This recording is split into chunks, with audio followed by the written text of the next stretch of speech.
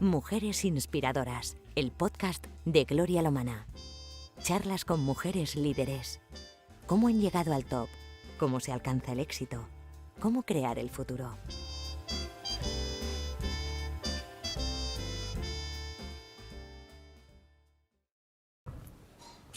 Hola, hoy vengo a hablaros del día 25N, de los días en los que estamos, de este mes de noviembre, de la eliminación de la violencia contra las mujeres, un tema que en Conciencia nos debería de ocupar todos los días del año.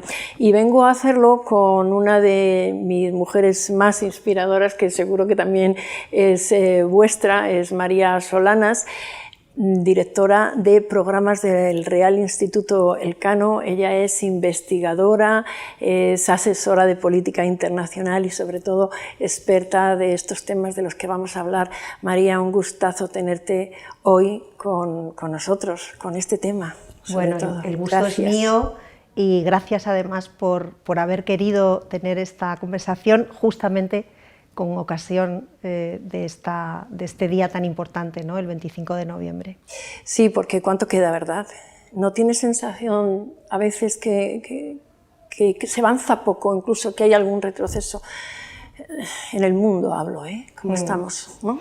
Bueno, verdaderamente es que el progreso en este siglo XXI no es un progreso lineal. Hay avances y también hay retrocesos, ¿no? Y lo estamos viendo en temas de igualdad de género de manera muy clara. Pero es verdad que se han avanzado, ha habido avances, en concreto en este tema de la violencia contra las mujeres. En la década de los 90 no existía ninguna ley que luchara contra la violencia de género y a fecha de 2018 ya hay 144 países que han adoptado legislaciones para luchar contra esta violencia de género. Es verdad que el problema está en la implementación. Claro. Y las cifras, además, siguen siendo terribles, ¿no? Un 30% de mujeres en todo el mundo siguen sufriendo en algún momento de su vida violencia física, sexual o psicológica. Así que queda tanto por hacer. Fíjate que esto es una de cada tres. Estamos hablando de mujeres y niñas en el mundo, claro, porque estamos en la zona de confort del planeta, de algún modo, ¿no? Pero claro, cuando estamos viendo que hay todavía tantísima ablación, tantos matrimonios forzosos, tantas niñas sin escolarizar y luego además tan cerca de nosotros a veces que dices, están las mujeres y las niñas luchando por derechos tan elementales como la salud o como, bueno, lo que estamos diciendo, la educación, ¿no? Ay, ¿qué hacemos con esto? Además de dar estos saldabonazos y tener a mujeres y a hombres también que tenemos tan comprometidos como estamos trabajando. Pues mira, algunas de las cosas que hacemos ocurren en este lugar en el que estamos. Porque ¿dónde en la me sede? Has traído que veo que es UNICEF y explícame. Sí, pues estamos en la sede del Comité Español de UNICEF, que es uno de los principales comités nacionales que tiene la organización UNICEF, y entre las cosas que hace UNICEF, repasando algunas cifras, he chequeado que hemos atendido a 358 millones de niños en 190 países. Madre mía. Que se han vacunado a casi 1.000 millones de niños en todo el mundo, casi la mitad de los niños del mundo, que hemos actuado en más de 400 crisis humanitarias en todo el mundo, en 128 países, que hemos escolarizado a 38 millones de niños que no tenían acceso a la educación y hemos entregado a 28 millones de niños material escolar. O sea, esto cambia la vida de los niños, no solamente son cifras y de las niñas, ¿no? Estamos hablando de que los niños menores de 5 años han podido acceder a programas de prevención de nutrición gracias a una organización como esta, ¿no? Que venimos precisamente aquí porque tú eres vicepresidenta de UNICEF, que vaya tarea bonita que haces, aunque sea tan doloroso, porque me imagino que en tu vida como asesora también de política internacional y tan comprometida con estos asuntos, has debido de conocer alguna historia de esas que siempre hay un antes y un después, ¿no? Alguno de esos momentos que dices, te marcan, te duelen. Duda. Por un lado, siento un enorme privilegio, por poder desempeñar esta tarea voluntaria de vicepresidenta segunda de UNICEF, porque es un honor, es un regalo realmente, ¿no? Poder contribuir a garantizar los derechos, porque estamos hablando de derechos, ¿no? De los niños y las niñas, pero sin ninguna duda la oportunidad que tienes realizando esta tarea, sobre todo en el plano internacional, de conocer la realidad, la de verdad, no solamente la de las cifras, es demoledora, ¿no? Recuerdo un viaje que te remueve mucho, ¿no? Casi al inicio del primer mandato, tenemos 2 mandatos, el patronato de UNICEF, y hay esa limitación que está muy bien. Al inicio del primer mandato, en 2018, tuve la ocasión de ir a un campo de refugiados rohingya en Myanmar. Niños y niñas que no tienen nada, madres que acompañan a esos niños y a esas niñas que no tienen nada, que no pueden ir por la noche a las letrinas porque pueden sufrir violencia en el camino. Una realidad que está muy alejada de nuestra propia realidad y que en este campo de refugiados tenían cierto espacio de seguridad y de derechos muy básicos, en parte gracias a la tarea que hacemos los ciudadanos que nos comprometemos con organizaciones como UNICEF, ¿no? Porque al final la tarea la hacen los equipos en el terreno gracias al esfuerzo y a la solidaridad de todos los ciudadanos y ciudadanas que contribuimos a estas organizaciones, ¿no? En España en concreto hay más de 400.000 socios, así que aprovecho la conversación para dar las gracias a todos y a todas. Yo soy muy fan y lo sabes, porque hacéis una labor maravillosa, pero estábamos hablando de tema de mujeres y dábamos unos datos de escalofríos y claro, yo por ejemplo tengo muy presente las niñas y las mujeres en Afganistán, en todos esos lugares donde están cerrados a nuestros ojos y al final te quiero decir que se convierten en guetos, ¿no? Son grandes zonas oscuras y nos están apareciendo muchas zonas de estas con enorme preocupación. Sí, y es cierto además que estamos viviendo unos años en este siglo XXI que son particularmente dolorosos para los derechos y las libertades de las mujeres, que en la década de los 90 o los 2000 pensábamos que estaban conquistados, ¿no? y todas lo pensábamos, ¿no? Pero es verdad, es decir, están surgiendo lugares en el planeta donde las mujeres y las niñas no tienen derecho a nada, ¿no? Afganistán es un ejemplo, pero en Irán estamos viendo además cómo las mujeres con esa dignidad, ¿no? Cómo protestan y salen a las calles a defender sus derechos, en parte la comunidad internacional con poco éxito o incluso a veces con demérito, ¿no? Y hay que decirlo también, ¿no?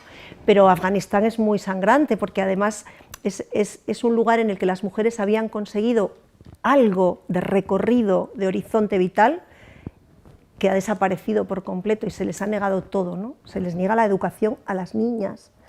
Y a partir de ahí se cierra todo. A partir de ahí, ¿qué horizonte, ¿no? Si no hay educación, si no hay posibilidad de aprender, posibilidad de pensar en un horizonte vital, ¿cuál es el lugar de esas mujeres y de esas niñas en el mundo, ¿no? A mí me gusta, te sigo desde hace tanto tiempo y te admiro mucho, María, y a veces me he preguntado, y te lo voy a preguntar ahora que tengo esta ocasión para compartirlo, y entonces yo, bueno, te pregunto esto precisamente, ¿no? ¿De dónde te viene esta vocación que tienes, este compromiso, que claro, cuando una comienza su carrera profesional, tampoco sabes que vas a tirar hacia este mundo de tanta colaboración, además, ¿no?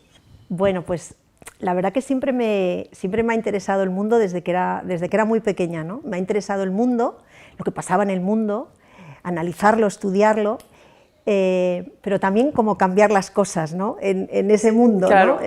Es decir, esa doble vocación o esa pulsión que tienes de estudiar, de analizar, de saber más, pero también de hacer, ¿no? O sea, pensar y hacer, ¿no? Y bueno, es verdad que también al mismo tiempo me interesa mucho la sociedad, ¿no? Estudié sociología porque me interesaba mucho la sociedad, ¿no? Y estudié periodismo porque me interesaba el mundo. Y la comunicación, contar claro, lo que entonces, vivías. Cómo funcionan las sociedades, cómo se relacionan, cómo se tejen esas relaciones en las sociedades, también me llevó ya desde muy joven a entender las relaciones entre hombres y mujeres, entender la desigualdad de género, ¿no? Y bueno, pues al final esas dos pulsiones me fueron llevando con mucha suerte también, y por qué no decirlo, con mucha fortuna, ¿no? Pues a poder combinar la vocación de hacer, de analizar y también de colaborar, ¿no? Pero es verdad además que yo soy hija de mi tiempo, ¿no? De alguna manera, bueno, y hija de mi madre, esto lo tengo que decir. Bueno, ¿tu referente, tu madre, sí? Sí. Qué bueno, qué bonito. Sí. Soy hija de mi tiempo, ¿no? Estudié en los 80, gracias a que tuve oportunidades para estudiar con beca, me fui de mi ciudad natal, una ciudad asturiana, vine a Madrid y ahí pude estudiar las dos carreras, y luego tuve, pues como digo, mucha suerte, mucha fortuna, y luego tuve la gran imagen, ¿no? De las alas que me dio mi madre para volar, ¿no? Y esto, bueno, pues yo creo que me ha marcado mucho a la hora de pensar que hay cosas que hay que cambiar y que esas cosas hay que cambiarlas siempre haciendo. No se pueden cambiar mirando solo, ¿no? o analizándolas, sino también haciendo, ¿no? Para que esas cosas cambien. Yo siempre digo que hay que soñar en grande, pero también hay que hacer en grande, porque si no te quedas solo ahí, y es verdad que hay que actuar. Te estaba escuchando la historia de tu madre y de algún modo es también la mía, ¿no? Madres que en ese momento tenían que renunciar a tantas cosas, pero que han querido que sus hijas pues eso, volaran, ¿no? Esto que has dicho de las alas me parece maravilloso. Y así es como comienzas ya en Madrid, donde tú encuentras esa libertad. Sí. Y ahora, como directora de programas de Elcano, además, estás muy especializada en estos temas de bueno, lo que nos ocupa en este 25N. También, ¿de qué manera llegas también a encontrar esta vertiente en ti que te hace, bueno, pues, dar aldabonazos permanentes como estás dando de la necesidad de conquistar y acelerar la igualdad de género? Pues la verdad que vuelvo otra vez a los primeros años, ¿no? Cuando mis primeros años de trabajo, tuve la suerte, porque eso es una fortuna en la vida, de encontrarme muy joven con un entorno profesional en el que podías ser tú mismo, ¿no? Y podías incluso ser peleona, ¿no? Y tuve la suerte de tener tanto colegas como jefes y jefas, hombres y mujeres, que querían, ¿no? Que tú fueras peleona y que tuvieras iniciativa, ¿no? Y eso creo que marcó mucho una idea que intento además trasladar en el trabajo diario, ¿no? Y es que las mujeres y los hombres tenemos que ser radicalmente iguales. Lo tenemos que ser, no solamente es que lo somos, lo tenemos que ser.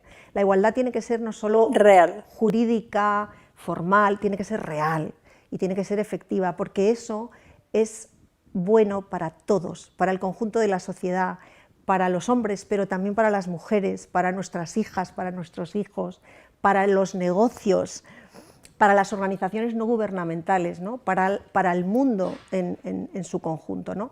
Y ahora en Elcano, trabajando en temas de relaciones internacionales, me parece que es un binomio fundamental, ¿no? La igualdad de género y las relaciones internacionales. Porque además todo lo que pasa en la sociedad entendemos que tiene un impacto internacional, y lo entendemos también al revés, lo que impacta en el mundo nos impacta a las sociedades. ¿Cómo no va a impactar en el escenario internacional la desigualdad estructural entre hombres y mujeres, ¿no?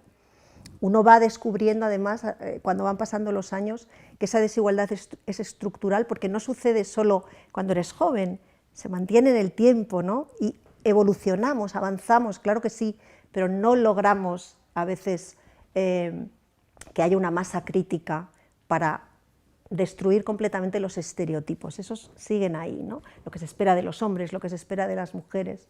Por eso creo que me viene de lejos, ¿no? Pero es verdad que estos años trabajando en el mundo internacional, que ha sido mi recorrido durante casi los últimos 30 años de mi vida ya, pues la igualdad de género siempre me ha acompañado, ¿no? Como con esa mirada de perspectiva de género también a lo que pasa en el mundo. No creáis que no es una oportunidad escuchar a María Solanas hablando de ella misma. porque no suele hacerlo, y yo por eso pues, estoy queriendo saber cómo se ha construido, y es una maravilla que nos estés contando, María, así con detalles desde tu ciudad natal, cómo viniste a Madrid, cómo te ha surgido toda esta pasión, porque has asesorado mucho, pero siempre en la sombra. De algún modo, no sé si lo interpreto bien, pero yo así lo he percibido durante mucho tiempo, y porque eres gran experta en política internacional, como estamos diciendo, y como se la puede leer. Por cierto, os recomiendo que lo hagáis porque es una delicia y se aprende una barbaridad. Pero claro, siempre ahí como por detrás haciendo papeles, y claro, eso, ¿cómo se vive eso? ¿Cómo se sobrelleva? No, pues bueno, la verdad que sí, no estoy muy acostumbrada a hablar de mí, pero bueno. Bueno, la verdad que yo creo que la tarea de asesoramiento, ¿no? Y yo he tenido también la suerte de asesorar a un presidente del gobierno, ¿no? Lo cual, bueno, pues ha sido un privilegio también y una experiencia fantástica, ¿no? En todos los sentidos. Pero esa tarea de bueno, pues estar en la sombra, en el mejor sentido del término, pues yo no la he vivido mal, la he vivido con alegría, la he vivido con confort, he tenido la libertad también de analizar, de pensar y de poner mi grano de arena, ¿no? en cambiar las cosas, que eso es lo que en muchas ocasiones pues es necesario, ¿no? Ayudar a otros para que cambien las cosas, ¿no? A lo mejor ahora pues hay otras personas que nos ayudan, ¿no? a los demás, ¿no? Como aquí en UNICEF, que siempre que tengo que hacer representación de la organización, ellos me ayudan a mí, ¿no? Con datos, con análisis. Yo he vivido todas las etapas profesionales de mi vida con mucha sensación de privilegio, ¿no? y de felicidad y de plenitud, esa es la verdad. Qué bonito, plenitud. Y ahora también en el Real Instituto Elcano, donde efectivamente, ¿no? Escribimos y firmamos y salimos a la luz. ¿Y eres tú? pues bueno, también lo estoy viviendo con mucha plenitud, ¿no? y con un sentido de privilegio, porque poder hacer un análisis en el que con honestidad intelectual puedas poner tu nombre porque bueno, crees en lo que escribes, ¿no? Y crees en lo que estás proponiendo o en lo que estás sugiriendo o en lo que estás criticando, ¿no? Porque el pensamiento crítico es clave en las relaciones internacionales y en el análisis. Y en todo. Pues tiene una parte muy luminosa que también es muy satisfactoria. Es que además necesitamos, y yo siempre se lo digo a todas las mujeres con las que charlo, voces de mujeres referentes, o sea, que se vea tu formación, tu constancia, tu esfuerzo, tu trabajo, tu superación, que por eso estás aquí, en estas posiciones hoy, y por eso cada vez que escribes pues se te lee iba a decir voracidad casi, pero estás deseando de encontrarte firmas y que sean acreditadas, ¿no?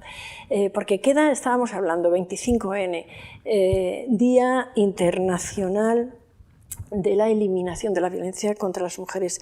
Y claro, incluso cuando estamos en esta zona de confort, dices, ¿cuántas brechas? Que eso de algún modo, claro, es todo violenta, ¿no? Y dices, nos quedan muchos recorridos, muchas brechas todavía para esa igualdad real y siguen estando ahí, o sea que nos queda mucho por trabajar todavía, aunque sigamos diciendo que cuando miramos alrededor, claro, el abismo es brutal, claro. Sí, completamente, pero tienes toda la razón. O sea, nos queda mucho por hacer y no puede consolarnos lo que en otros lugares del planeta sea mucho más grande, ¿no? Mucho más inalcanzable, porque en el fondo cada mujer asesinada, y ya van muchas este año en España, que no es uno de los países donde la prevalencia de la violencia de género es más alta, cada mujer asesinada es un aldabanazo a toda la sociedad, ¿no? La violencia de género, y por eso se celebra, o se conmemora, mejor dicho, el día 25 de noviembre, nos recuerda que este es un problema social que tenemos que abordar como sociedad, que no pertenece al ámbito privado, que trasciende clases sociales, que trasciende niveles educativos. Es decir, la violencia es un mecanismo social de la desigualdad estructural, y como mecanismo social, en la medida en que no lo eliminemos, seguiremos todavía recorriendo el camino hacia la igualdad real y efectiva. Mientras no todas las mujeres seamos iguales, no tendremos la igualdad real. Por tanto, sí, queda mucho por hacer. Creo que la sociedad española ha avanzado enormemente, Muchísimo. enormemente. Incluso ha ido más lejos que los propios avances políticos o económicos. Es decir, la sociedad tiene una conciencia frente a ese reto que la hemos visto, y la hemos visto hace poco, ¿no? Lo hemos visto hace poco en el Mundial de Fútbol Femenino.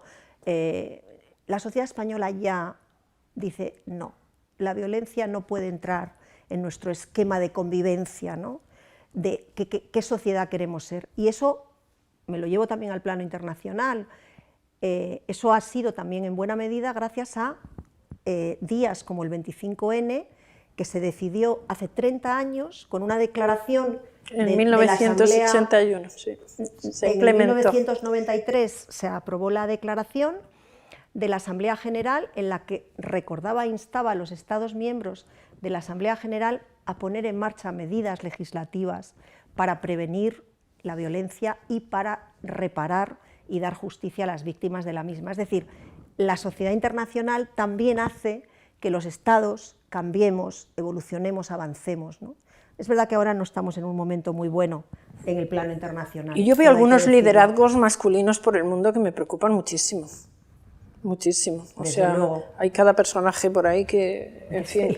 ¿Cómo ves este futuro? Por último, te quería preguntar, dame alguna alegría, aunque, en fin, tenemos motivos de esperanza por lo que acabas de decir también, pero en general en el mundo, ¿cómo ves estos próximos años? ¿Qué tendríamos que acelerar, hacer, denunciar, luchar?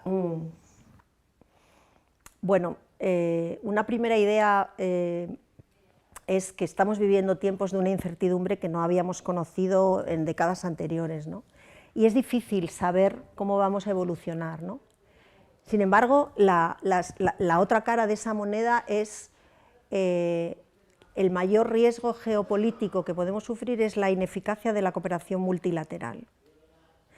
Por lo tanto, aquellos países, ¿no? Europa, desde luego, ¿no? Algunos países de América Latina, algunos países de Asia, like-minded, ¿no? Como se suele decir, tienen claro que la cooperación es el único mecanismo que puede ayudarnos a navegar esta incertidumbre y esta volatilidad, ¿no?